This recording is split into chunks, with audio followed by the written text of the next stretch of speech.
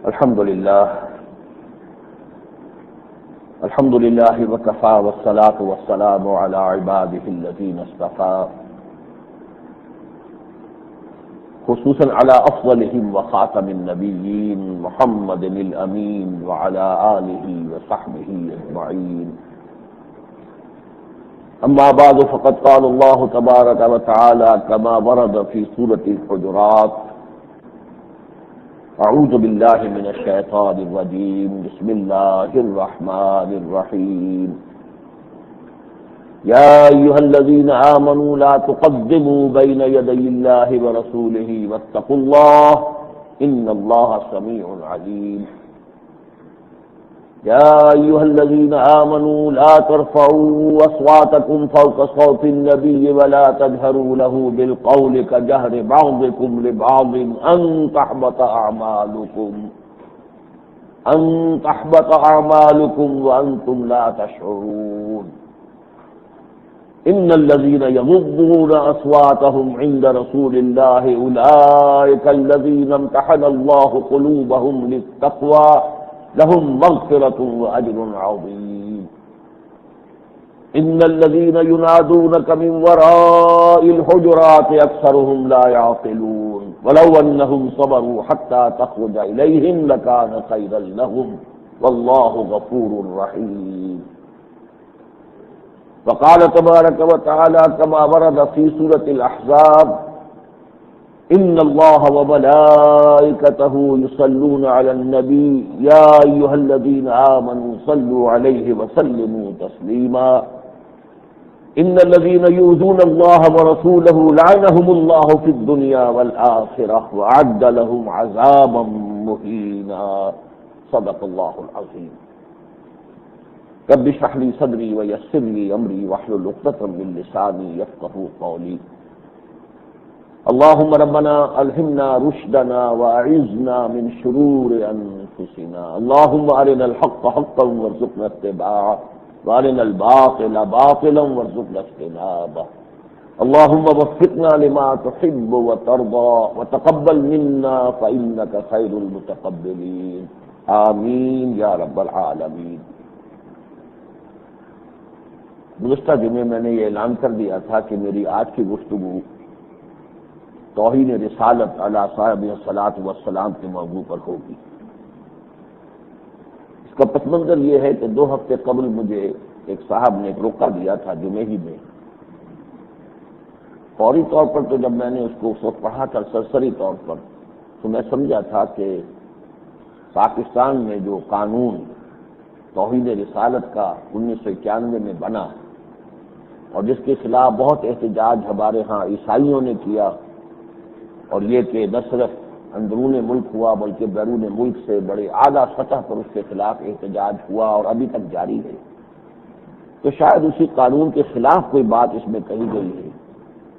لیکن میں نے جب وہ رکا دوبارہ پڑھا، اس لیے کہ اس وقت تو روا روی میں جبکہ آپ کو جمعے کے عین وقت پہ کوئی شے دی جائے تو اس کو توجہ کے ساتھ پڑھنا ممکن نہیں ہوتا، تو میں نے جب اس کو دیکھا تو معلوم ہوا نہیں، اس کا پہلو دوسرا ہے. لیکن چونکہ میں یہ طے کر چکا تھا کہ اس موضوع پر مجھے گفتگو کرنی ہے، لہذا میں اسی موضوع پر گفتگو کر رہا ہوں. وہ رکا بھی میں آپ کو پڑھ کے سنا دیتا ہوں. محترم جناب ڈاکٹر اسرار صاحب امیر تنظیم اسلامی، السلام علیکم. توہین رسالت صلی اللہ علیہ وسلم کیا ہے؟ کیا حضور صلی اللہ علیہ وسلم کے ارشادات کی نفی توہین رسالت صلی اللہ علیہ وسلم میں نہیں آتی؟ اگر آتی ہے تو کیا حکومت وقت سود کے معاملے میں توہین رسالت صلی اللہ علیہ وسلم کی مرتکب نہیں ہو رہی ہے، جبکہ حضور صلی اللہ علیہ وسلم نے اپنے آخری خطبے میں سود کو حرام قرار دیا ہے؟ اگر ہم اس کے خلاف جدوجہد نہ کریں تو کیا ہم بھی توہین رسالت صلی اللہ علیہ وسلم کرنے والوں میں شامل ہیں یا نہیں؟ ذرا اپنا موقف واضح طور پر سمجھا دیں.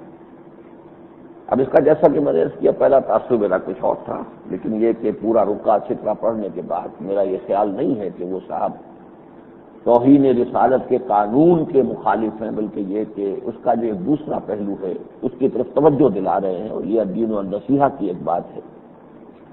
تاہم کیونکہ اس موضوع پر یہ ہمارے ہاں مسئلہ کافی زیر بحث رہا ہے، لیکن میں نے کبھی اس موضوع پر گفتگو نہیں کی ہے، تو میں نے چاہا کہ اس کی تلافی کروں اور میں اس موضوع پر اپنے نقطہ نظر کو مرتب شکل میں آپ کے سامنے رکھوں۔ اس نقطے کے پس منظر میں جو ایک شے ہے اس کو میں چاہتا ہوں کہ پہلے اصولی طور پر سمجھ لیجیے۔ ایک ہے کفر حقیقی، ایک ہے کفر قانونی۔ وہ قانونی کفر جس کے ارتکاب سے کوئی شخص مرتد قرار دے دیا جائے۔ ایک کفر حقیقی ہے من ترک الصلاۃ متعمدا فقد کفر، جس نے نماز چھوڑ دی جان بوجھ کر، اس نے تو کفر کیا۔ اب اس کا مطلب یہ نہیں کہ وہ مرتد ہو گیا، یہ کفر حقیقی ہے۔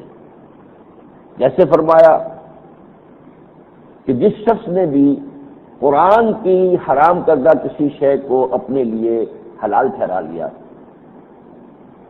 من استحل محارمہ، اس کا قرآن پر کوئی ایمان نہیں۔ ما آمن بالقرآن من استحل محارمہ، جس شخص نے قرآن کی حرام کردہ کسی شے کو اپنے لیے حلال ٹھہرا لیا یا حلال کر لیا، استعمال کیا، اس کا قرآن پر کوئی ایمان نہیں۔ لیکن کیا اس کے معنی ہے کہ وہ مرتد ہو گیا؟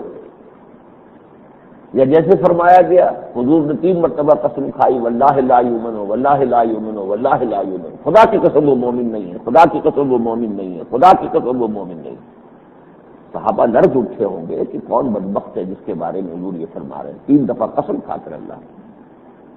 قیل من یا رسول اللہ، ڈرتے ڈرتے پوچھا کون اے اللہ کے نبی، کس کے بارے میں ارشاد؟ قال الذی لا یامن جارہ بوائقہ، وہ شخص کہ جس کی ایذا رسانی سے اس کا پڑوسی چین میں نہیں ہے۔ اب نہ یہ شرک ہے، نہ کفر ہے، نہ گناہ کبیرہ ہے، بد اخلاقی ہے، کج خلقی ہے، جس کی وجہ سے کہ پڑوسی جو ہے پریشان رہتا ہے، لیکن اس کے عدم ایمان پر حضور نے 3 مرتبہ قسم کھا لی۔ لیکن کیا اس کا مطلب یہ ہے کہ وہ کافر ہو گیا؟ نہیں۔ یہ بڑا ایک ٹیڑھا مسئلہ تھا جسے کہ امام اعظم امام ابو حنیفہ نے الفقہ الاکبر میں اس کو خوب سالو کیا۔ گناہ کبیرہ کا مرتکب کافر نہیں ہے۔ ہمارے ہاں یہی تو مغالطہ لگ گیا تھا خوارج کو، نہیں کافر نہیں رہتا۔ ہاں دین کی کسی بات کا انکار کر دینے والا منکر صلاۃ کافر ہو جائے گا، تاریک صلاۃ کافر نہیں۔ انکار کرنے کے نہیں نماز کو میں مانتا ہی نہیں، نماز کو فرض ہے ہی نہیں، تو وہ کافر ہو جائے گا۔ لیکن مانے کہ ہاں نماز فرض ہے، میری سستی ہے، یہ ہے وہ ہے، پھر اسے سزا دیں گے، تعزیر ہوگی، وہ اپنی جگہ پر، لیکن وہ کافر نہیں ہوگا۔ اس میں تو آخری درجے کی ایک بات ہے، بہت عرصہ ہوا آج پھر مجھے یاد آیا، ایک بزرگ ہوتے تھے سائیں عبدالرزاق صاحب، دیپالپور میں مدفون ہیں۔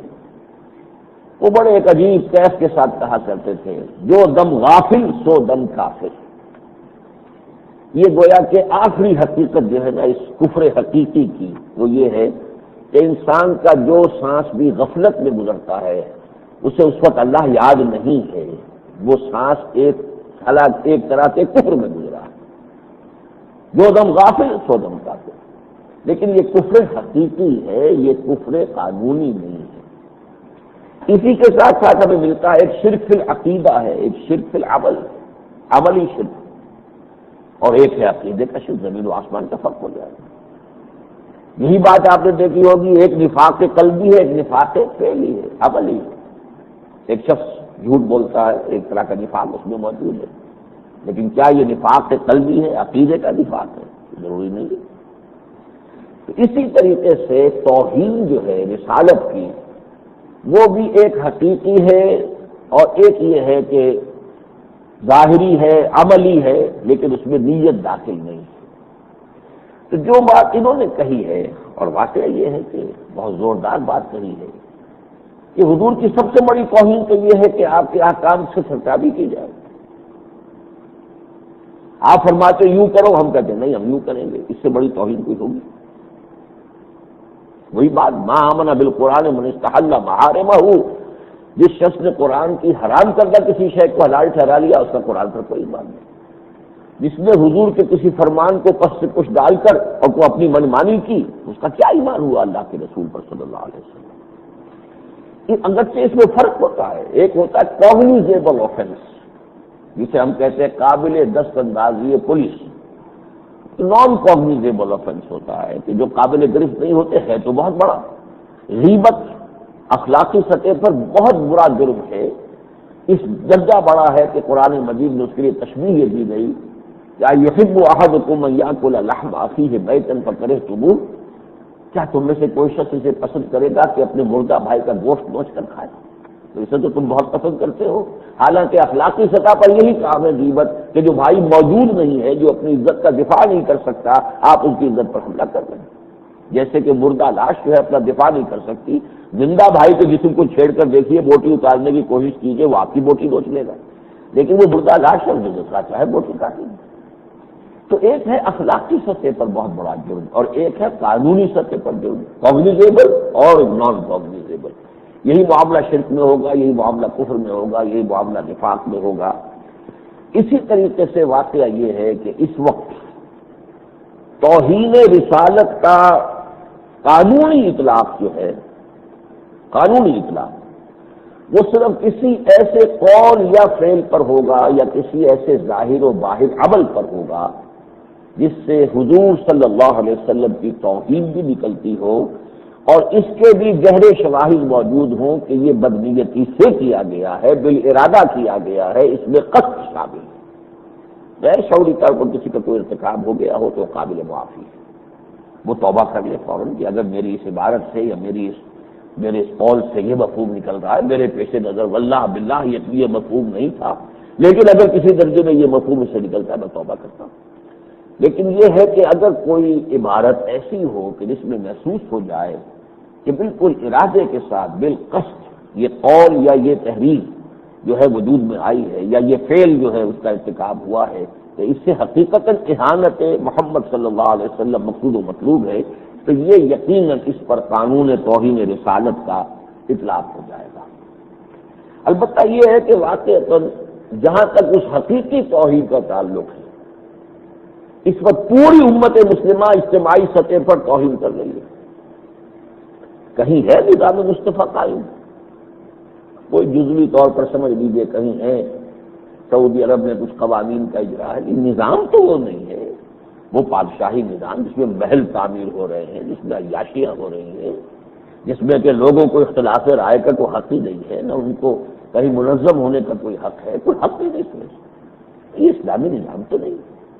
تو اگر پوری دنیا میں اسلامی نظام نہیں ہے تو گویا کہ پوری امت مسلمہ بالفعل بالعمل وہ حضور صلی اللہ علیہ وسلم کی توہین کا ارتکاب کر رہی ہے۔ لیکن یہ توہین جیسا کہ میں نے عرض کیا، یہ وہ کوگنیزیبل، اللہ کے ہاں اس کی جو بھی سزا ہوگی، بے عملی کی سزا ہے، بد عملی کی سزا ہے، حضور کے فرامین کی پرواہ نہ کرنا۔ باقی امت کے جو عظیم اکثریت ہے وہ انفرادی سطح پر بھی یہ کام کر رہی ہے۔ کچھ لوگ ہیں جو اللہ کے بندے بچے ہوئے ہیں، جو سنتوں کو بھی اپنے سینے سے لگائے ہوئے ہیں اور پیروی کر رہے ہیں، قل ان کنتم تحبون اللہ فاتبعونی یحببکم اللہ، اس پر وہ عمل کر رہے ہیں کچھ لوگ۔ ورنہ آپ سوچئے جو حضرات اس وقت یہاں موجود ہیں جنہوں نے شیپ بنائی ہوئی ہے، کبھی انہوں نے سوچا نہ ہو، بات اور ہے، توجہ نہ کی ہو، اگر محمد الرسول اللہ کا یہ حکم ہے کہ داڑھی بڑھاؤ اور مونچھیں کتراؤ، یہ حکم ہے، اگر آپ کے علم میں نہیں ہے، اگر علماء نے اپنا فریضہ سر انجام نہیں دیا ہے، توجہ نہیں دلائی، یہ بات اور ہو جائے گی۔ لیکن اگر کسی کے علم میں ہے کہ حضور کا حکم تو یہ ہے، لیکن وہ روزانہ صبح شیو کر رہا ہے، تو کیا کر رہا ہے؟ توہین نہیں کر رہا حضور کے حکم کو پس پش نہیں ڈالتا، صرف زمانے کا ایک چلن ہے، اس کے لیے اس نے حضور کی حدیث کو بھی، حضور کے عمل کو بھی، تمام انبیاء داڑھی رکھتے تھے، تمام انبیاء کی سنت ہے، پھر حضور صلی اللہ علیہ وسلم کی سنت عملی ہی نہیں ہے، اس کے لیے قولی حدیث موجود ہے، اے فلھا وقص الشوارب، داڑیاں بڑھاؤ اور مونچھیں کتراؤ، یہ حکم ہے محمد رسول اللہ صلی اللہ علیہ وسلم۔ تو عملی اعتبار سے تو یہ ہو رہا ہے، توہین ہو رہی ہے، ہم اپنے عمل سے محمد رسول اللہ صلی اللہ علیہ وسلم کی توہین کر رہے ہیں۔ لیکن ظاہر بات ہے کہ اس میں نیت میں دخل نہیں ہے، یہ کوتاہی عمل ہے، ہم کہہ سکتے بالفعل تو ہو رہا ہے، لیکن یہ کہ فی الواقع ایسا کسی کا مقصود نہیں ہے، اکثر و بیشتر ناسمجھی میں ہو رہا ہے، یا لوگوں نے سمجھا ہے کہ یہ ہے سنت تو ہے لیکن سنت اتنی اہم نہیں ہے، حالانکہ حقیقت یہ ہے، یہ آپ کو معلوم ہونا چاہیے، سنت مؤکدہ ہے۔ ایک سنت وہ ہے جو حضور نے جس پر عمل کیا، ایک سنت وہ ہے جس پر حضور نے تاکیداً حکم بھی دیا۔ اب حضور تہبند باندھتے تھے، شلوار تو نہیں پہنتے تھے، لیکن یہ آپ کی سنت عادت شمار ہوگی. سنت تو یہ بھی ہے اگر کوئی شخص حضور سے محبت کی بنا پر شلوار پہننا ترک کر دے اور تہبند باندھے کہ حضور تہبند باندھتے تھے تو اس کو بہت بڑا اجر و ثواب ملے گا، اس لیے کہ اس نے اپنے آپ کو حضور کے قریب لانے کی کوشش کی ہے. لیکن چونکہ حضور نے اس کا حکم نہیں دیا، بلکہ ایک اور حدیث بھی مل جاتی ہے کہ حضور کو ایرانی شلوار پیش کی گئی تحفے میں، ہدیے میں، اور آپ نے اسے دیکھ کر کہا یہ بڑا اچھا لباس ہے، یہ زیادہ ساتل ہے. یعنی تہبند میں تو امکان ہوتا ہے رات کو سوتے ہوئے آدمی جو ہے ننگا ہو جائے، لیکن یہ کہ شلوار میں ظاہر بات ہے اس کا امکان نہیں ہے، تو آپ نے پسند کیا لباس کو لیکن پہنا نہیں، کیونکہ آپ کی عادت مبارکہ نہیں تھی. اب جو بچپن سے جو بھی عادت آپ کی تھی اس کو سنت عادت کہتے ہیں. لیکن جو سنت عملی ہے اور جس پر پھر قولی حدیث آ گئی، حضور نے حکم دیا کہ تمام صحابہ کی سنت ہے، خلفائے راشدین کی سنت ہے، علیکم بسنتی و سنت الخلفاء الراشدین المہدیین. اس حوالے سے اچھی طرح سمجھ لینا چاہیے. لیکن یہ چھوٹی سی بات ہے جو میں کہہ رہا ہوں، اور بڑی بڑی سنتیں جو ہم نے ترک کی ہوئی ہیں، بہت بڑی بڑی سنتیں چھوڑی ہوئی ہیں، لیکن صرف احساس دلانے کے لیے کہ یہ بھی ہے. تو اگرچہ انفرادی سطح پر بھی امت کی عظیم اکثریت توہین رسالت کا عملاً ارتکاب کر رہی ہے، اور پوری امت بحثیت مجموعی تو کر ہی رہی ہے، جبکہ محمد الرسول اللہ صلی اللہ علیہ وسلم کا لایا ہوا نظام کہیں قائم نہیں ہے. تاہم جو قانون ہے توہین رسالت کا، اس کا اطلاق ان چیزوں پر نہیں ہوتا. اس کا اطلاق ہوگا اس قولی یا تحریری شکل میں یا پھر فعلی صورت میں کوئی ایسا فعل جو ہے اس کا صدور ہو کہ جس سے ثابت ہو جائے کہ توہین محمد صلی اللہ علیہ وسلم اس کا مقصود ہے، اور یہ کہ اس کے لیے شواہد کبھی موجود ہیں کہ یہ غلطی سے نہیں ہو گیا ہے، سہون نہیں ہو گیا ہے، بلکہ بالارادہ ہوا ہے، بالقصد ہوا ہے، نیت کے ساتھ ہوا ہے. اب میں ذرا چاہتا ہوں کہ آپ کو پاکستان میں یہ قانون کیسے بنا اس کی ایک چھوٹی سی تاریخ ہے وہ بھی آپ کے سامنے رکھ دیں. اصل میں یہ سلسلہ شروع ہوا 1983 سے.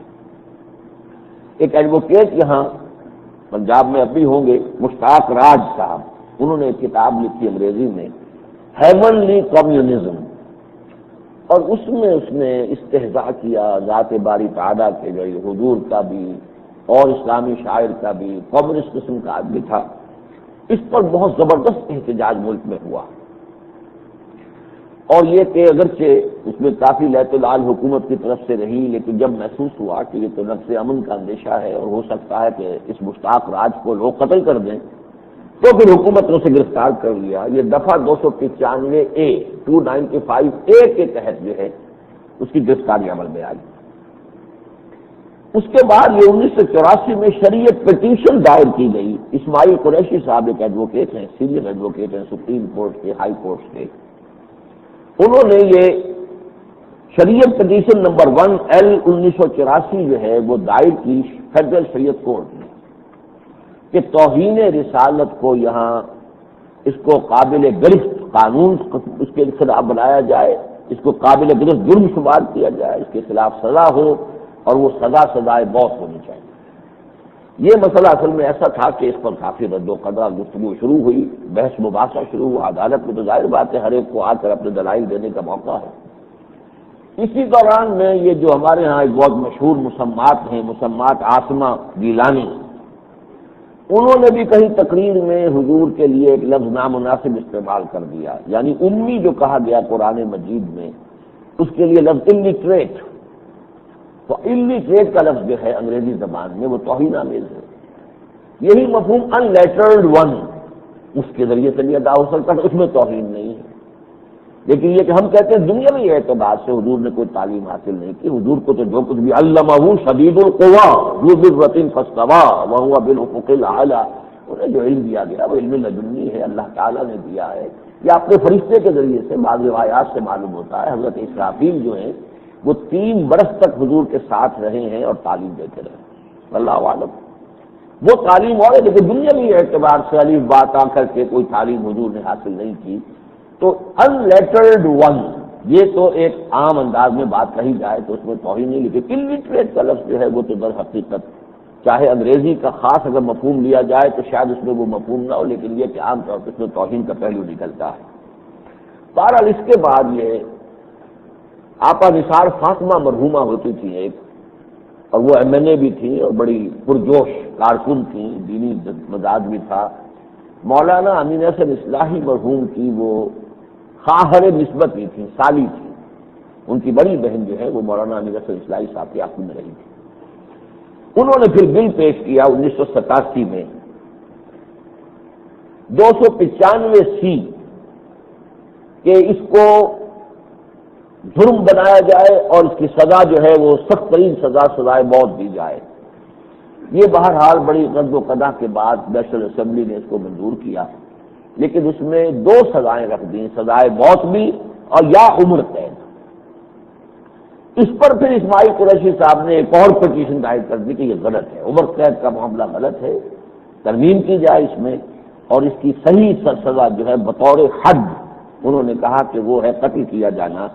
لہذا پھر 1987 میں یہ دوبارہ جو ہے پٹیشن دائر کی گئی، 1991 میں قانون بن گیا۔ یہ 295 سی کی حیثیت سے اس وقت ہماری کتاب قانون کا جز ہے، اور اس کے خلاف پوری دنیا سے حکومتی سطح پر بھی احتجاج ہو رہا ہے۔ اور اس وقت بھی اسماعیل قریشی صاحب سے رات کی بات ہوئی تھی میری، وہ بتا رہے تھے کہ بہت سے جگہوں سے کوائریز بھی آئی ہوئی ہیں، اور یہ مسئلہ جو ہے ابھی عالمی سطح پر اٹھا ہوا ہے۔ کلنٹن صاحب نے بھی اس پر جو ہے کچھ فرمایا تھا، اور پوپ صاحب بھی اس کے خلاف جو ہے وہ کچھ گلفشانی انہوں نے کی ہے، وغیرہ وغیرہ۔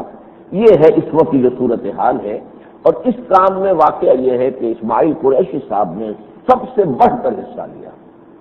اور بھی لوگ تھے جنہوں نے ان کے ساتھ تعاون کیا ہے، مدد کی ہے، لیکن یہ کہ اس میں اصل جو ہے سارا کارنامہ اسماعیل قریشی صاحب کا ہے۔ لیکن ظاہر بات ہے کہ وہ ایک فرد واحد کی رائے پر تو یہ نہیں بنا ہے، یہ معاملہ گیا ہے، پھر یہ فیڈرل شریعت کورٹ میں ڈسکس ہوا ہے، وہاں ہر مکتبہ فکر کے علماء پیش ہوئے ہیں، وہاں دانشور پیش ہوئے ہیں، وہاں جیسے قادیانیوں کو غیر مسلم قرار دینے کا معاملہ کوئی آربیٹری ڈیسیجن نہیں تھا، بلکہ 1974 کی تحریک جو تھی، جیسے کہ میں نے پچھلے جمعے میں بھی کہا تھا، اس کو ذوالفقار علی بھٹو نے بہت ہی عمدگی کے ساتھ ہینڈل کیا، بجائے اس کے کہ تشدد کرتا، اس کو کرش کرتا، اس سے خونریزی ہوتی، خون خرابہ ہوتا، اس نے اس کا رخ جو ہے وہ صحیح جو پروسیجر ہونا چاہیے اس کی طرف موڑ دیا کہ اسمبلی ہے اس کے اندر پیش ہو جائے۔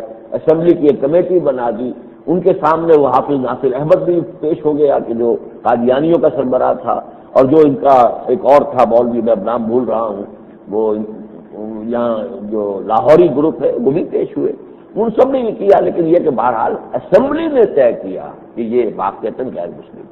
اس سے پہلے سے عدالتی سطح پر بہت کچھ ہو چکا تھا، لیکن عدالتی فیصلہ قانون نہیں بنتا، وہ صرف نظیر کی حیثیت رکھتا ہے، پریزیڈنٹ کی حیثیت رکھتا ہے۔ قانون بنا جب اسمبلی کی عظیم اکثریت نے قانون بنا دیا تو وہ صحیح پروسیجر سے ہوا۔ اسی طریقے سے یہ قانون بھی جو بنا ہے تو یہ صحیح پروسیجر سے بنا ہے، فیڈرل شریعت کورٹ کے فیصلے سے بنا ہے، اور پھر اسمبلی جو ہے پاکستان کی اس نے اس قانون کو بنایا ہے، اس اعتبار سے اس کی ویلیڈیٹی میں کوئی شک نہیں۔ اسماعیل قریشی صاحب نے تو اس موضوع پر یہ ضخیم کتاب بھی لکھ دی، ناموس رسالت اور قانون توہین رسالت، قرآن و سنت، تاریخ، قانون اور عدالتی فیصلوں کی روشنی میں۔ وہ تو میرا خیال تھا کہ اگر یہ کہیں موجود ہوتی اس وقت تو میں اس کے کچھ نسخے یہاں لے آتا، کیونکہ وقتی طور پر جب ایک مسئلے سے تعارف ہوتا ہے فوری طور پر کوئی کتاب ہاتھ لگ جائے تو آدمی پڑھ لیتے ہیں، ورنہ یہ کہ پھر وہ بات جو ہے وہ تاخیر نسیان پر رکھی جاتی ہے۔ لیکن معلوم ہوا کہ اس وقت یہ آؤٹ آف پرنٹ ہے، موجود نہیں ہے، پہلا ایڈیشن اس کا جو ہے وہ عدالتوں میں اور لائبریریوں میں سارا نکل گیا فوراً، اس لیے کہ یہ تو عالمی سطح پر ایک کنٹروورشل ایشو ہے، اس کے اوپر بحث و نظار ہو رہی ہے، تو یہ وکلاء کو بھی ضرورت تھی اور لائبریریوں میں بھی اور عدالتوں کے اندر بھی، تو وہ اب موجود نہیں ہے۔ بہرحال آئندہ کبھی اس کا سیکنڈ ایڈیشن معلوم ہوا ہے کہ انگریزی میں بھی اس کا ترجمہ تیار ہو رہا ہے۔ میں اس میں ایک بات یہاں پر پیش کیا کر دوں کہ بعض معاملات میں فیڈرل شریعت کورٹ یا ہائی کورٹس کی طرف سے مجھے بھی دعوت ملتی رہی ہے کہ اس معاملے میں آ کر کسی قانونی مسئلے میں جو مقدمے میں درپیش ہوتے ہیں آ کے عدالت کی رہنمائی کیجیے، جورس کنسلٹس کہلاتے ہیں، جن کو عدالت خود طلب کرے، یہ سمجھتے ہوئے کہ یہ صاحب علم اور صاحب فہم انسان ہے اور یہ اس مسئلے میں روشنی ڈالے۔ ہمیشہ میں نے ایک ہی جواب دیا کہ میں اگرچہ قرآن کا طالب علم ہوں، دین کی حکمت، اس کا نظام، اس کے اوپر میری نگاہ ہے، میں نے مطالعہ کیا ہے، اس کو سمجھا ہے، اس کے گہرائی میں غور بھی کیا ہے، لیکن دین کا جو قانونی نظام ہے، فقہی تفاصیل میں اس کا طالب علم کبھی نہیں رہا۔ لہذا میں اس معاملے کے اندر عدالتی پروسیجر کے اندر یا ان معاملات میں قانون اسلامی کی رائے کیا ہوگی، میں اس میں کوئی مدد کرنے سے قاصر ہوں۔ اسی اعتبار سے میں یہاں بھی عرض کر رہا ہوں کہ اس قانون کا کیا پس منظر ہے، قرآن و سنت سے، پھر ہمارے سابقہ ائمہ اربعہ یہاں اس کا کیا مقام ہے، میں اس سے بحث نہیں کر رہا اس وقت یہ کہ یہ قانون اس کی حکمت کیا ہے اور یہ دنیا کی سمجھ میں کیوں نہیں آ رہا ہے، یہ جو بات ہے یہ میں چاہتا ہوں کہ آج آپ کے سامنے رکھوں۔ پوری دنیا اس بات کو سمجھنے سے کیوں قاصر ہے کہ ایسا بھی کوئی قانون ہونا چاہیے، اور ایسے ہی ایک اور قانون ہے اسلام کا جو موجودہ دنیا کے حلق سے نیچے نہیں اترتا، اور وہ ہے مرتد کی سزا قتل۔ یہ بھی دنیا میں جو عام تصورات ہیں، آزادی آزادی آزادی، ایک شخص کا آج ایک عقیدہ ہے، اسے آزادی ہونی چاہیے، وہ اپنا عقیدہ بدل دے۔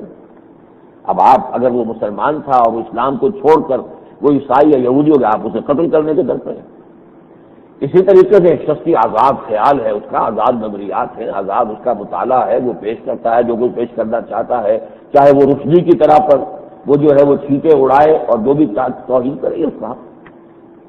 یہ دنیا کا جو تصور ہے آج کا، اس کا اصل سبب کیا ہے اس کو سمجھ لیجئے۔ جیسا کہ میں نے شاید اس سے پہلے بھی کئی مرتبہ عرض کیا ہے، یہ اصل میں یہودیوں کی ایک بڑے طویل عرصے تک کی محنت کا نتیجہ ہے۔ سیکولرزم کہ دین اور ریاست، مذہب اور ریاست، یہ دو بالکل الگ چیزیں ہیں۔ ریاست جو ہے اس کا کوئی تعلق کسی مذہب سے نہیں، اگرچہ ہر ریاست کا کوئی سرکاری مذہب تو ہوتا ہے، اسٹیٹ ریلیجن۔ جیسے اب سب سے بڑا علمبردار سیکولرزم کا جو ہے وہ امریکہ ہے، لیکن ظاہر بات ہے کہ کرسچینٹی وہاں کا مذہب ہے، وہاں اینوئل جو چھٹیاں ہوتی ہیں تو وہ کرسچینٹی کے تہواروں کی ہوتی ہے، وہ مسلمانوں کے تہواروں کی، ہندوؤں کے تہواروں کی چھٹیاں تو نہیں ہوگی۔ اگر سب کی چھٹیاں کرنی شروع کر دیں تو شاید کوئی دن بچے گا کام کا۔ وہاں تو کرسمس ہے یا گڈ فرائیڈے ہے، وہ چھٹیاں جو ہوں گی وہ عیسائیت کے حوالے سے ہوں گی، یا یہ کہ حلف برداری ہوتی ہے تو انجیل بھی ہوتی ہے سامنے موجود۔ اس حد تک باقی قانون سازی میں، کوئی اور فیصلہ کرنے میں کسی بھی لیول پر، کوئی انجیل ہو، کوئی اس کا حکم ہو، کوئی تورات ہو، کوئی اس کا فرمان ہو، اس سے کوئی غرض نہیں، وہ تو مجرد کثرت رائے سے قانون بن جائے گا۔ یہ جو نظام دنیا نے اختیار کیا ہے تقریباً 200 برس سے، یہ آپ سے آپ نہیں ہو گیا، یعنی اللہ تعالیٰ کو یا خدا کو یا رام کو یا جو بھی گاڈ کہیں اسے صرف عبادت گاہوں میں محدود کر کے اور ایوان حکومت سے اور عدالت سے اس سے نکال باہر کیا جائے، نو ایڈمیشن، یہاں اللہ داخل نہیں ہو سکتا۔ یہاں تو کثرت رائے سے جو بھی قانون ملکی ہے وہ بنے گا، اسی قانون ملکی کے تحت عدلیہ فیصلے کرے گی۔ اب کوئی شے کتاب اللہ کے اور کسی بھی شریعت سماوی کے روح سے جائز ہے، ناجائز ہے، حلال ہے، حرام ہے، اس سے کوئی غرض نہیں۔ اور اب یہ ہو گیا ہے کہ مذہب جو ہے وہ صرف زندگی کا ایک ضمیمہ ہے، اصل زندگی وہ نظام کے تحت چل رہی ہے، سیکولر نظام کے تحت۔ معاشرتی نظام اس کے تحت ہے، معاشی نظام اس کے تحت ہے، سیاسی نظام اس کے تحت ہے، قانون فوجداری اس کے تحت ہے، قانون دیوانی اس کے تحت ہے، عدلیہ اس کے تحت ہے۔ گویا کہ 99% جو نظام ہے وہ تو چل رہا ہے بے دینی پر، لا مذہبیت پر، لیکن اس کے ساتھ اجازت ہے کہ آپ اپنی زندگی کے 1% میں جسے چاہیں مانیں، 1 کو مانیں، 10 کو مانیں، 100 کو مانیں، 1000 کو مانیں، بچھوؤں کو پوجیں، سانپوں کو پوجیں، آلہ تناسل کو پوجیں، جو چاہیں آپ وہ پوجتے رہیں، آپ کو آزادی ہے، پوجتے رہیے آپ۔ اسی طریقے سے ایک چھوٹی سی اور آزادی ہے، مردے کو چاہے دفن کریں، چاہے آپ اس کو جلا دیں، چاہے اسے اوپر رکھ دیں کہیں تاکہ چیلیں نوچ کے کھا جائیں، آپ کی آزادی۔ یہ چند آزادیاں ہیں، یہ زندگی کا ایک بڑی، اور آپ کے تہوار ہیں، آپ منا لیں، چلیے منا لیجیے تہوار، اپنی عبادت جس طریقے سے کرنا چاہیں کر لیجیے، لیکن اجتماعی زندگی سے کوئی تعلق کسی دین کا، کسی مذہب کا، کسی آسمانی شریعت کا، کسی الہی قانون کا نہیں۔ لہذا اس چھوٹے سے گوشے میں تبدیلی ہو جانے سے فرق کیا پڑتا ہے؟ کوئی ہندو تھا، مسلمانوں میں کیا فرق پڑا؟ ملک کے نظام میں تو کوئی فرق واقع نہیں ہوا۔ کوئی کرسچن تھا، مسلمان، کیا فرق پڑا؟ آپ کہہ لیں کہ اگر امریکہ میں 25 کروڑ کرسچنز ہیں، ان میں سے ایک کم ہو گیا، اور اگر کوئی 5-10 لاکھ مسلمان ہیں، ان میں سے ایک بڑھ گیا، کیا فرق پڑ گیا؟ نظام میں تو کوئی فرق نہیں پڑے گا، نظام جو کا تو ہے۔ لہذا وہاں مذہب تبدیل کرنے کی آبادی، اور یہ کہ وہ ایک دوسرے کے جو بھی دینی پیشوا ہیں، جو ان کی محترم ہستی ہیں، ان کے بارے میں جو چاہیں کہیں۔ اب آپ کو معلوم ہے کہ یہودی حضرت مسیح علیہ السلام کو باسٹرڈ کہتے ہیں، ولد الزنا، حرام زادہ، اس لیے کہ ان کے ہاں روایت یہ ہے کہ حضرت مریم سلام علیہا کی نسبت طے ہو چکی تھی یوسف نجار سے، ابھی وداعی نہیں ہوئی تھی، اسی دوران میں وہ حاملہ ہو گئی۔ اب وہ حاملہ، ہمارا عقیدہ اور عیسائیوں کا عقیدہ تو یہ ہے کہ وہ تو روح القدس کے ذریعے سے اللہ نے ان کے رحم کے اندر ایک جان ڈال دی، اس میں کسی انسان کا تو حصہ نہیں، معاذ اللہ معاذ اللہ ثم معاذ اللہ۔ لیکن وہ یہودی کہتے نہیں، یہ اسی یوسف نجار کا بیٹا ہے، اور بغیر باقاعدہ اس وداعی کیے ہوئے انہوں نے آپس میں وہ معاملہ کیا ہے سیکشول انٹرکورس کا، اس کے نتیجے میں یہ حاملہ ہوئی ہے، لہٰذا یہ ولد دینا۔ اب دیکھیے، ایک طرف وہ عیسائی جو ہیں ان کو حضرت مسیح کو اپنا خدا مان رہے ہیں، تین میں سے ایک میں تین، گاڈ انکارنیٹ ہے، وہ تو در حقیقت خدا ہے جو مسیح کی شکل میں آ گیا ہے، خداوند یسوع مسیح۔ لیکن یہودی وہاں ہے جو کہتے ہیں master son of man, not son of God, son of man. ساری بات اس میں کس قدر نفی ہو رہی ہے، لیکن آزادی، انہوں نے آزادی دے رکھی ہے، جس کو جو چاہو کہو، کوئی حد نہیں۔ یہ معاملہ ہے اس سیکولرزم کا، اور جیسا کہ میں کئی مرتبہ بتا چکا ہوں، یہ خود بخود نہیں ہو گیا، یہودیوں نے بڑی محنت سے، پرپیچول محنت، مسلسل محنت سے یہاں تک نوع انسانی کو پہنچایا ہے، اور اس کی وجہ بالکل واضح ہے۔ یہودی ایک بہت چھوٹی سی قوم ہے، پوری دنیا میں آج بھی 13 ملین یا 14 ملین، میں کہتا ہوں 15 بھی کر لیجیے تو 1.5 کروڑ ہوئے کل پوری دنیا،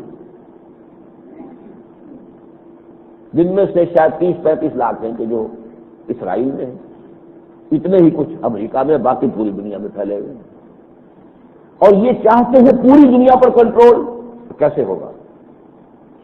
اگر سیاست کا کوئی رشتہ مذہب سے ہو تو یہودیوں کی کیا حیثیت رہے گی؟ وہ تو ہر جگہ اقلیت ہے، ان کی کوئی حیثیت ہی نہیں۔ جہاں مذہب کا اور سیاست کا رشتہ ہو جائے گا، یہودی کی بنیادی کوئی نہیں رہتی، ادبی طور پر وہ نیگلیجیبل رہ گیا، اس کی تو کوئی حیثیت ہی نہیں۔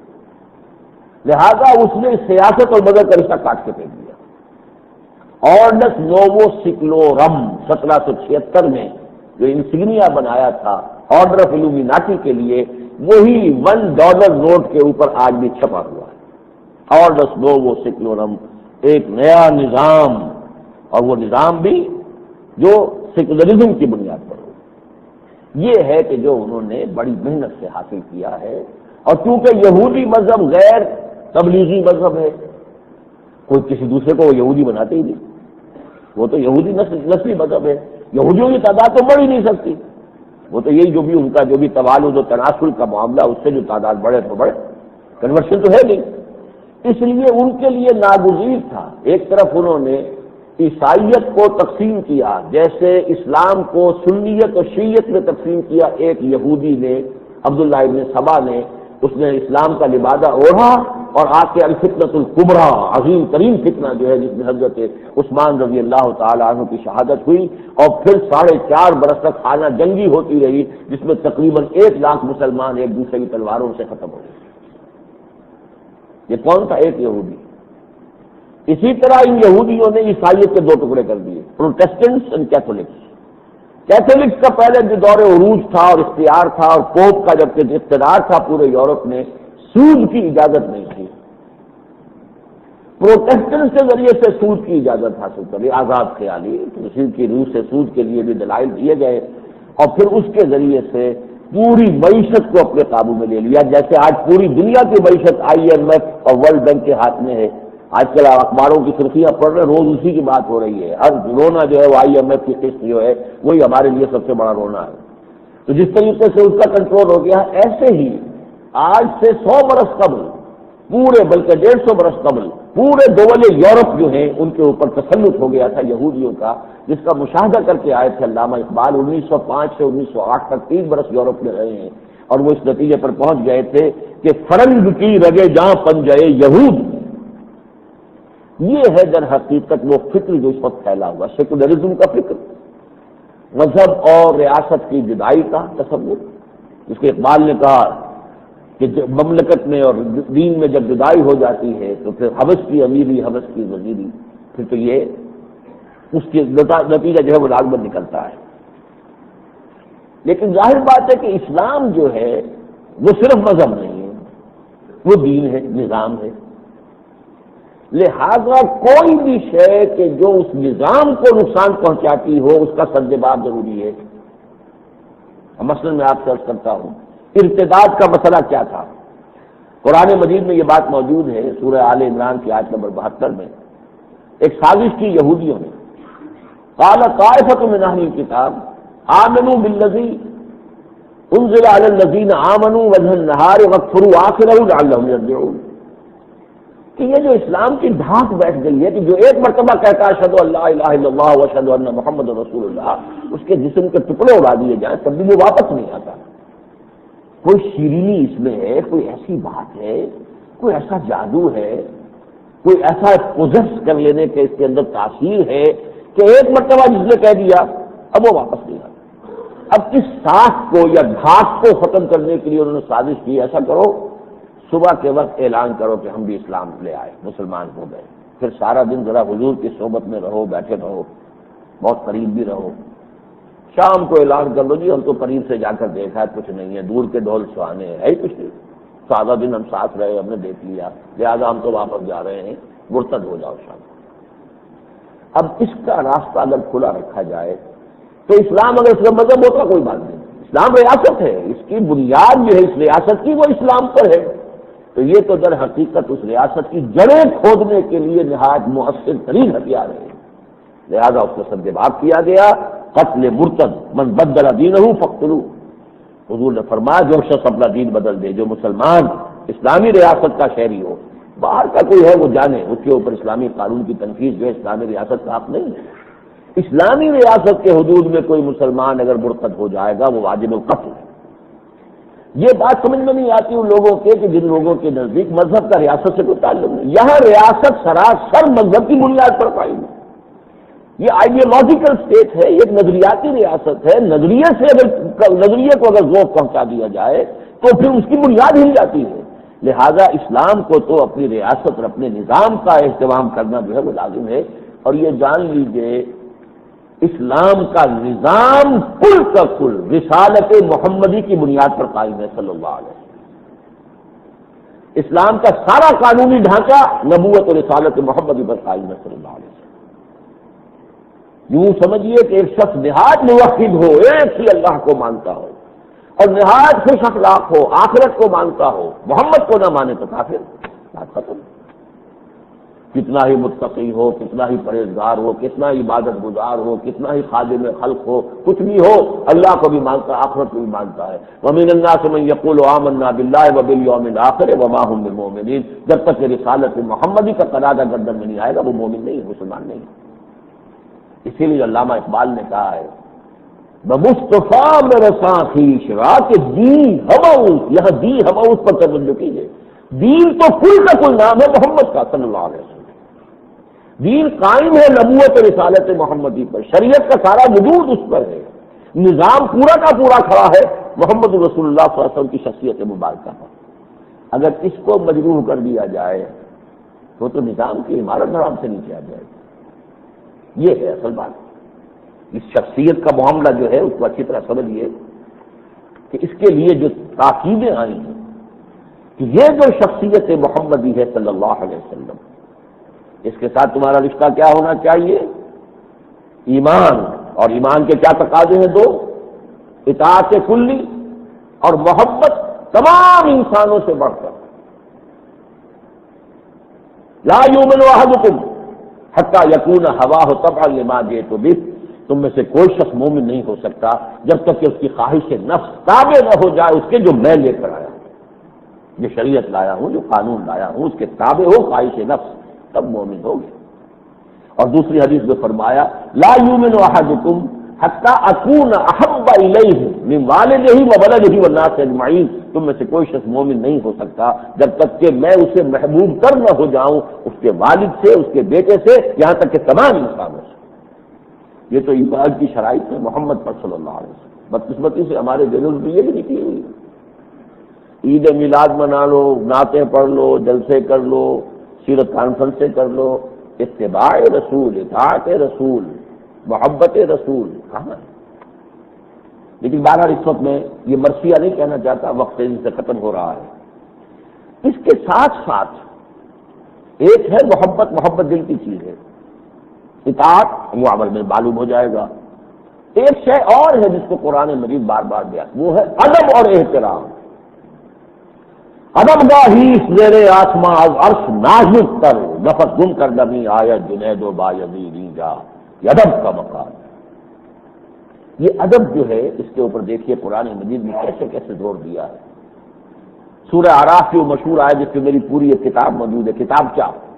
نبی اکرم صلی اللہ علیہ وسلم سے ہمارے تعلق کی بنیادیں، اور یہ مہینہ ربیع الاول کا اس کتاب سے کو عام کیجیے، پڑھیے، خود پڑھیے، بیٹھ کر اپنے بچوں کو، گھر والوں کو لے کر اس کا مطالعہ کیجیے۔ یہ کتاب کیا ہے بھی آسان زبان میں، عام طور پر میری تصنیف جو ہوتی ہے وہ ذرا مشکل ثقیل ہوتی ہے، یہ آسان ہے، اس لیے کہ یہ میری ایک تقریر کو جو ہے تحریر کی شکل دی گئی۔ اس میں وہ آیت بڑی اہم ہے جب حضرت موسیٰ علیہ السلام نے اپنی امت کے لیے دعا کی تھی، وَاکْتُبْ لَنَا حَسَنَةً، ہمارے لیے طے کر دے پروردگار رحمت، اپنی جو ہے اس کا فیصلہ فرما دے۔ فرمایا گیا میری رحمت ایک تو وہ ہے رحمتی وسعت کل شیء، ایک عام رحمت ہے جو ہر شے کے شامل حال ہے، ہر شے کا وجود میری رحمت کے تو پھیل ہے، اس کی ربوبیت میری رحمت کے تو پھیل ہے۔ لیکن جو خاص جو تم رحمت جس کی تم دعا کر رہے موسیٰ، وہ میں نے اپنے ان بندوں کے لیے لکھ دی ہے جو میرے رسول نبی امی پر ایمان لائے گے، اور اس میں الفاظ آئے فالذین آمنوا بہ وعزروہ ونصروہ واتبعوا النور الذی انزل معہ اولئک هم المفلحون۔ جو لوگ ان پر ایمان لائیں گے، ایمان کے دو تقاضے میں نے حدیث کی روح سے بتا دیا آپ کو، اطاعت کلی اور محبت تمام انسانوں سے بڑھ کر۔ دوسری بات فرمائی یہاں پر وعزروہ، ان کا ادب کریں گے، احترام کریں گے، ونصروہ، ان کی مدد کریں گے۔ ان کو ہم نے بھیجا ہے دین کا غلبہ کرنے کے لیے، دین کو غالب کرنے کے لیے، اس کے لیے ضرورت ہے لوگ ان کے دست و بازو بنے، ان کے ارادوں کے مطابق، ان کے احکام کے مطابق تن من دھن لگانے کے لیے تیار ہو جائیں۔ تو فرمایا واتبعوا النور الذی انزل معہ، چوتھی چیز، اور اتباع کریں گے اس نور کا کہ جو ان کے ساتھ نازل کیا جائے گا، فاولئک هم المفلحون، تو وہ لوگ ہوں گے فلاح کامل حاصل کرنے والے، حقیقی فلاح حاصل کرنے والے۔ تو عزروہ، ادب احترام، اسی ادب اور احترام کے لیے میں نے آج آپ کو سورہ الحجرات کی ابتدائی آیات سنائی۔ ایک اسلامی ریاست یا اسلامی معاشرے کی دو بنیادیں ہیں، ایک قانونی، ایک جذباتی۔ قانونی بنیاد تو پہلی آیت میں آ گئی، یا ایھا الذین آمنوا لا تقدموا بین یدی اللہ ورسولہ واتقوا اللہ ان اللہ سمیع علیم۔ اہل ایمان، اللہ اور اس کے رسول سے آگے مت بڑھنا، یعنی تمہاری اتھارٹی ہے within the limits of the injunctions of the Quran and Sunnah, قرآن اور سنت کے احکام کے دائرے کے اندر اندر تم آزاد ہو، آگے نہ بڑھنا۔ تلک حدود اللہ فلا تعتدوها، تجاوز نہ کرنا ہے۔ اس پر تو کئی دفعہ گفتگو ہوئی ہے کہ ہمارے دستور میں جو یہ دفعہ 227 ہے وہ بالکل اس کی صحیح ترجمانی ہے، no legislation will be done here repugnant to the Quran and the Sunnah. اگر کہ غیر مؤثر بنائی ہوئی ہے وہ تو ایک علیحدہ موضوع ہو جائے گا، لیکن یہ کہ یہ بالکل صحیح ترجمانی ہے دستوری لینگویج میں اس آیہ مبارکہ کی، یا ایھا الذین آمنوا لا تقدموا بین یدی اللہ ورسولہ، اللہ اس کا رسول دونوں کی اطاعت اس کے اوپر قائم ہے، پورا قانونی ڈھانچہ، پورا نظام اس پر قائم ہے، ریاست اس پر قائم ہے۔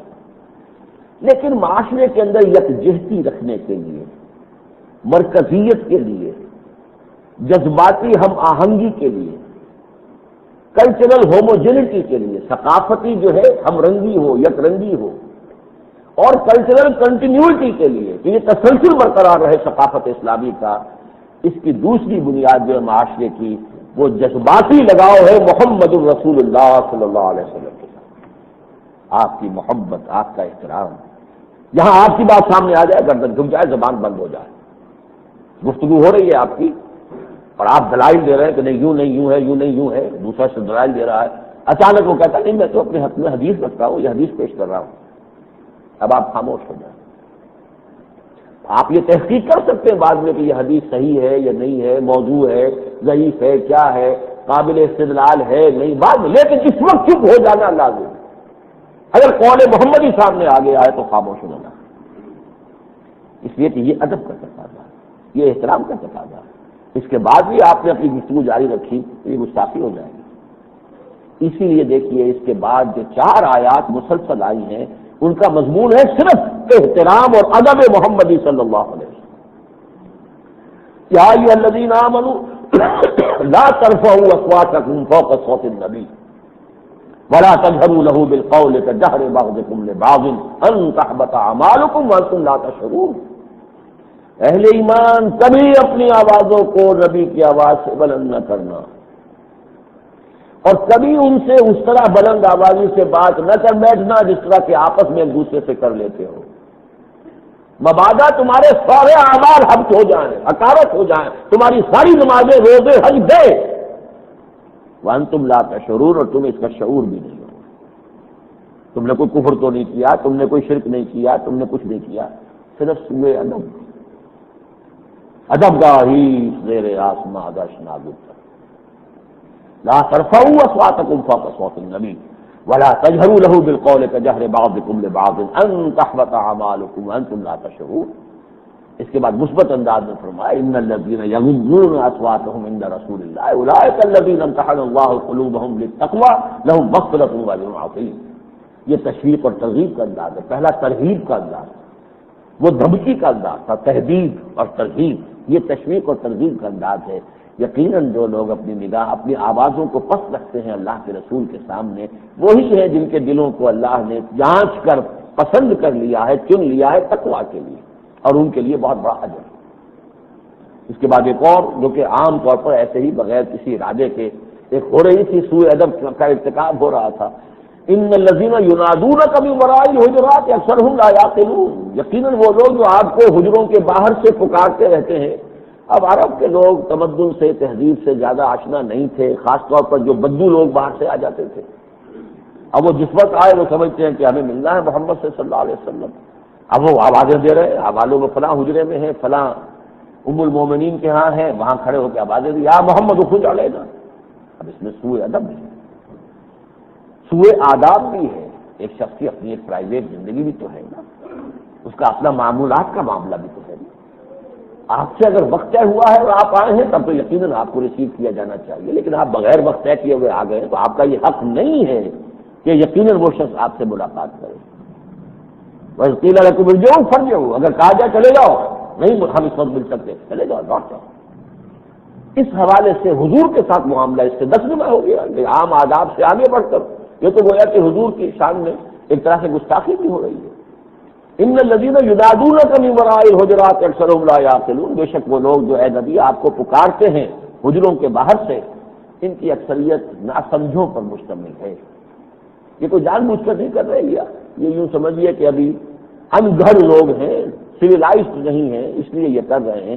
وَلَوْ أَنَّهُمْ صَبَرُوا حَتَّىٰ تَخْرُجَ إِلَيْهِمْ، اور اگر انہوں نے صبر کیا ہوتا، انتظار کیا ہوتا یہاں تک کہ آپ خود ان کی طرف نکل کر آتے، جو آپ کا وقت ہے برآمد ہونے کا اپنے حجرہ مبارک سے، اس وقت پہ وہ ملاقات کر لیتے، ان کے لیے بہت بہت بہتر ہوتا۔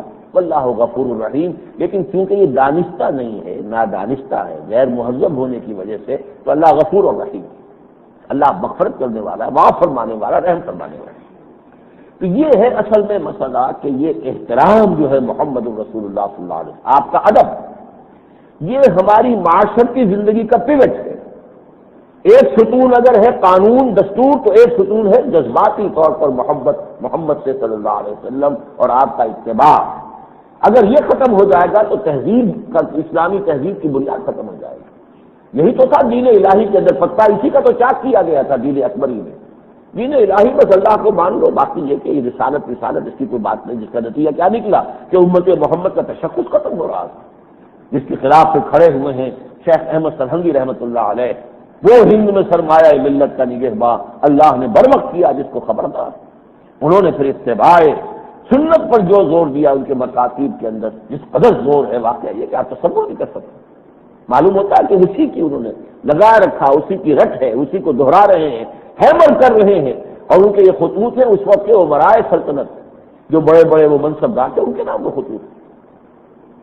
پر اسی طریقے سے یہ سمجھ لیجئے کہ قتل مرتد کا معاملہ بھی اگر توہین رسالت کا کوئی قانون نہ ہو تو اسلام اور پاکستان کے دشمنوں کو موقع مل جائے گا کہ ہماری معاشرتی زندگی، ہماری یہ ملی زندگی کا جو جذباتی مرکز اور محور ہے، اس کو مجروح کر دیں، اس سے منتشر ہو جائے گا معاشرہ۔ یہاں یہ ساتھ ہی عرض کر دوں کہ یہی مسئلہ ہے قادیانی فتنے کا سرجواب کیوں نہیں ہو سکا؟ فتنہ روکا تو نہیں، چل رہا ہے انڈر گراؤنڈ، یہاں بھی کنورشن ہو رہی ہے، اب بھی ہو رہی ہے، پوری دنیا میں تو ان کا بول بالا ہے ہی ہے، ان کے جو ہے خطبے وہ جو بھی نشر ہو رہے ہیں سیٹلائٹ پر، کیوں ہے؟ پاکستان میں ہاف وے تو ہم چلے گئے کہ ہم نے انہیں غیر مسلم قرار دے دیا، امپلیمنٹیشن کے اندر ضروری تھا کہ قتل مرتد کی سزا نافذ کی جاتی، جو قادیانی ہوگا اب سے پہلے قانون کے بننے سے پہلے جو تھے ان کو شمار کیا جائے گا، وہ تو غیر مسلم ہیں، وہ مائنورٹی، ہندو مائنورٹی اگر کوئی ہے، کوئی سکھ مائنورٹی، ایسے وہ بھی مائنورٹی، لیکن اب اگر کوئی قادیانی ہوتا ہے تو وہ مرتد ہوگا اور مرتد کی سزا قتل ہے۔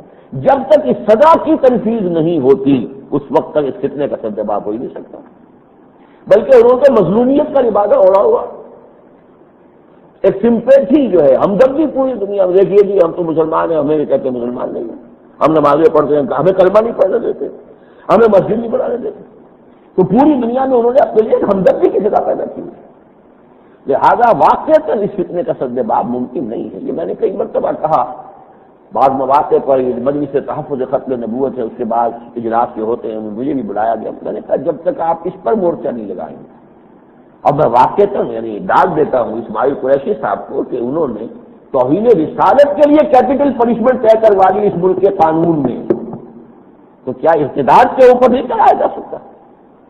مرتد کوئی شخص ہو جاتا ہے، مرتد کی سزا جو ہے وہ تو صحیح اور صریح احادیث کے اندر ان کی سزا قتل ہے۔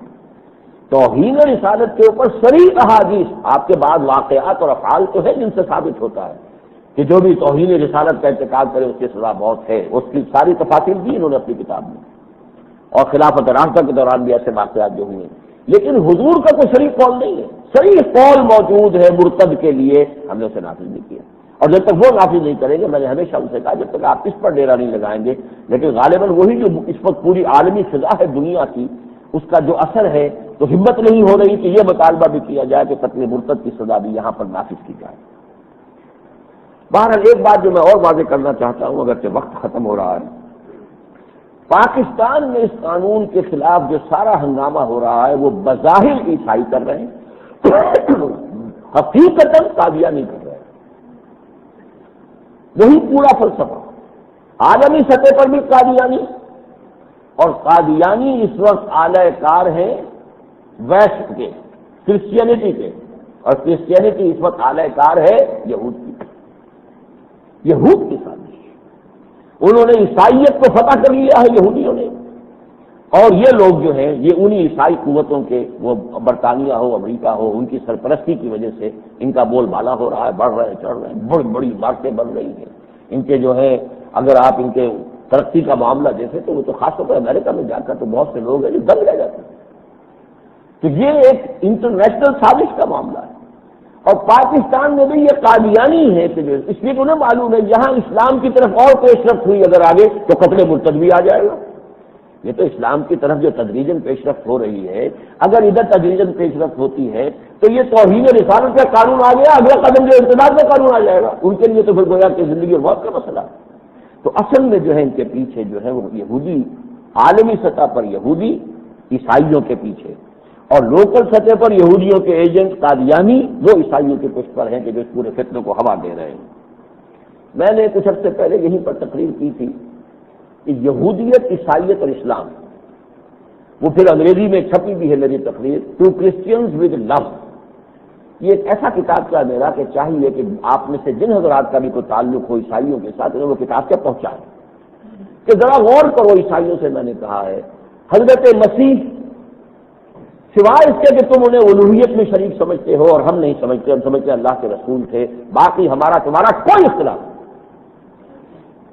وہ بن باپ کے پیدا ہوئے، ورجن برتھ ہے، حضرت مریم علیہ السلام پاک دامن، پھر ان کے معجزات جتنے عیسائی مانتے ہیں وہ سب ہم بھی مانتے ہیں، قرآن مجید میں موجود ہے، پھر ان کی رفع سماوی، آسمان پر اٹھ جانا زندہ، وہ بھی مانتے ہم بھی مانتے، صرف ایک فرق کے ساتھ کہ وہ سمجھتے ہیں کہ سولی چڑھ گئے تھے پھر زندہ ہو کر اور پھر آسمان پر اٹھا لیا گیا، اور پھر ان کا دوبارہ زمین پر آنا، یہ بھی ہمارے ان کے درمیان مشترک ہے۔ کتنی چیزیں مشترک ہیں حضرت مسیح کے بارے میں مسلمانوں اور عیسائیوں میں، جبکہ یہودی کہتے ہیں وہ باسٹرڈ تھا، وہ جادوگر تھا، اس کے تمام جو معجزے ہیں انہیں جادو قرار دیا، اور جادو کفر ہے لہذا کافر ہے، کافر ہو گیا تو مرتد ہے، مرتد ہے تو واجب القتل ہے۔ ان کا ہی ہیڈریان جو ان کا جو تھا، وہ جو سب سے بڑا ادارہ تھا، وہ جو علماء یہود کا، اس نے فیصلہ کیا تھا کہ اسے سولی چڑھایا جائے۔ جو پائلٹس پونٹس اس وقت جو گورنر تھا یونی، اس نے تو ایک دفعہ ہاتھ میں دھو لیے تھے کہ میری نگاہ میں یہ مجرم نہیں ہے، لیکن چونکہ انہوں نے مذہبی آزادی دے رکھی تھی رومیوں نے کہ یہودی جو بھی کہیں گے مذہبی معاملات کے اندر ان کا فیصلہ جو ہے ایگزیکیوٹ ہم کر دیں گے، وہ مصر ہے کہ اسے سولی چڑھاؤ، تو عیسائیوں کے خیال میں انہیں سولی چڑھا دیا گیا۔ ہماری رائے میں انہیں سولی نہیں چڑھایا گیا، کوئی اور ہے جو ان کی جگہ سولی چڑھ گیا ہے۔ اور انجیل برنباس نے یہ بتایا ہے کہ جس حواری نے غداری کر کے گرفتار کرایا تھا، جوڈاس اسکاریوت، وہ ہے جس کی شکل حضرت مسیح کی بدل دی گئی اور وہ سولی چڑھا، وہ کیفر کردار پہ پہنچ گیا۔ تو ہمارے درمیان اور عیسائیوں کے درمیان کتنی باتیں مشترک ہیں، اور یہودی انہیں کیا کہہ رہے ہیں، لیکن پھر بھی یہودیوں کا کیا اعلی کار بنے ہوئے ہیں۔ اسی طریقے سے یہ قادیانی کیا کہتے ہیں کہ مسیح سولی سے نہیں دیا گیا اور وہ آ کر وہ تو کشمیر میں مر گیا، کھپ گیا، اور اس کی قبر بھی موجود ہے، تو نہ رافع سماوی کے قائل نہ اس کے دوبارہ آنے کے قائل، بلکہ یہ کہ غلام احمد اللہ میں ہی مسیح ہوں، بس مسیح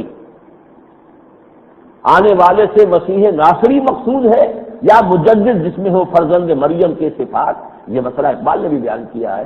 تو نہیں، اصل میں یہ جو قرآن جو حدیثیں ہیں کہ مسیح آئیں گے، مسیح نہیں آئے گا، مسیح کی سی صفات رکھنے والا ایک شخص آئے گا، اور وہ میں آ گیا، میں ہوں۔ غلام احمد قادیانی نے دعویٰ کیا مسیح موعود میں ہوں۔ لہذا عیسائیوں سے یہاں پر ان کی بالکل جو ہے سمجھیے کہ ان کا خیال ہے کہ وہ دفن ہو گئے، ختم ہو گئے، اور نہ آسمان پر چڑھے نہ اتریں گے، جبکہ ہم یہ مانتے ہیں کہ آسمان پر اٹھائے گئے اور وہ دوبارہ آئیں گے۔ تو کس قدر بون ہے قادیانیوں کا، لیکن اور کس قدر قرب ہے ہم مسلمانوں کا عیسائیوں کے ساتھ، لیکن اگر اس کے باوجود وہ عیسائیوں کے اعلی کار بنے تو یہ بہت افسوسناک بات ہے۔ بہرحال اس ضمن میں چاہوں گا، وہ کتاب کا ایک محدود تعداد میں ہی تھا، ہمارے پاس وہ بھی تقریباً ختم ہے، تو اس کے چند نسخے میں لے آیا ہوں۔ اب جہاں تک ملکی حالات کا تعلق ہے، صرف چند منٹ میں چند باتیں کہوں گا۔ محسوس ایسا ہو رہا ہے کہ کوئی ریورس گیئر لگ گیا ہے ہمارے ہاں۔ چینی زبان کا ایک لفظ ہے جو انگریزی میں بھی اس کو اڈاپٹ کر لیا گیا ہے، کوٹوئنگ، KOW کو اور KOW کوٹو، یعنی سجدہ سہو ادا کرنا، کسی کے سامنے پھر سر نیاز جھکا دینا۔ معلوم ہوتا ہے کہ ہماری حکومت جو ہے ایک بڑا قدم اٹھا تو لیا، دباؤ بھی تھا اس وقت، عوام کا بھی دباؤ تھا، جو بھی وقتی حالات بنے ہیں اس میں دھماکے تو کر لیے، چچا شام کو ناراض تو کر لیا، لیکن اب جو صورتحال آ رہی ہے تو اس میں محسوس ہوتا، اللہ کرے کہ میرا یہ احساس غلط ہو، کہ اب وہ کچھ سجدہ سہو ادا کرنے کی باتیں ہو رہی ہیں۔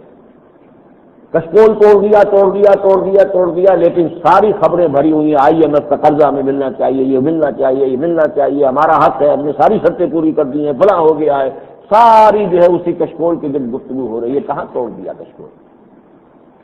اسی طریقے سے امریکہ کو منانے کے لیے اب خاص طور پر بھیجے گئے صاحبزادہ یعقوب صاحب، ان کی کیا حیثیت ہے؟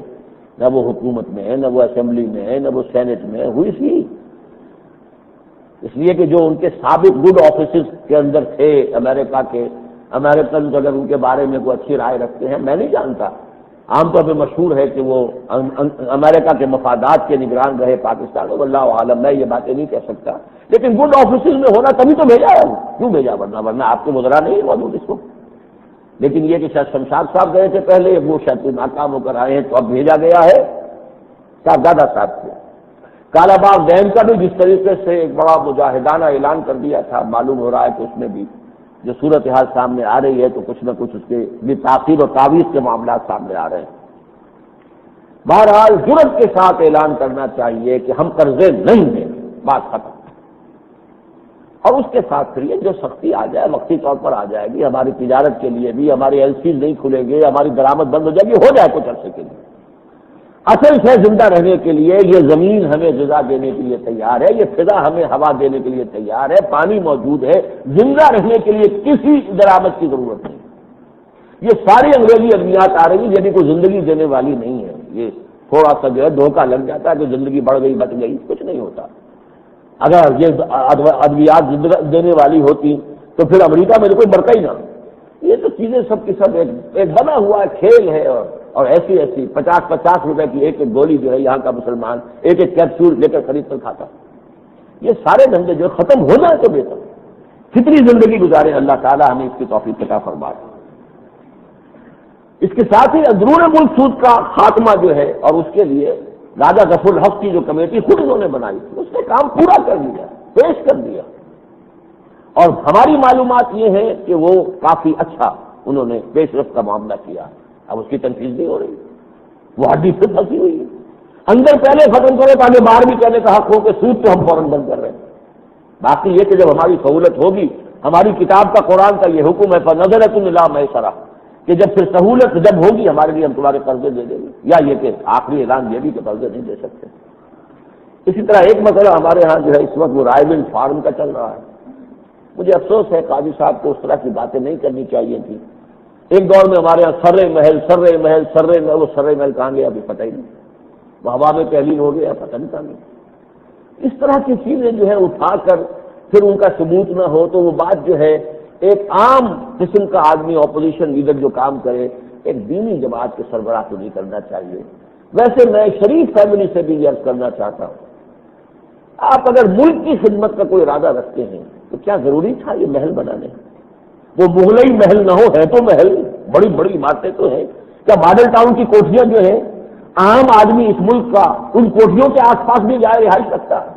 آپ کو اللہ نے سب کچھ دے رکھا تھا، پھر یہ تہمت کی جگہ جس کو کہا گیا، حضور نے فرمایا ہے اتقوا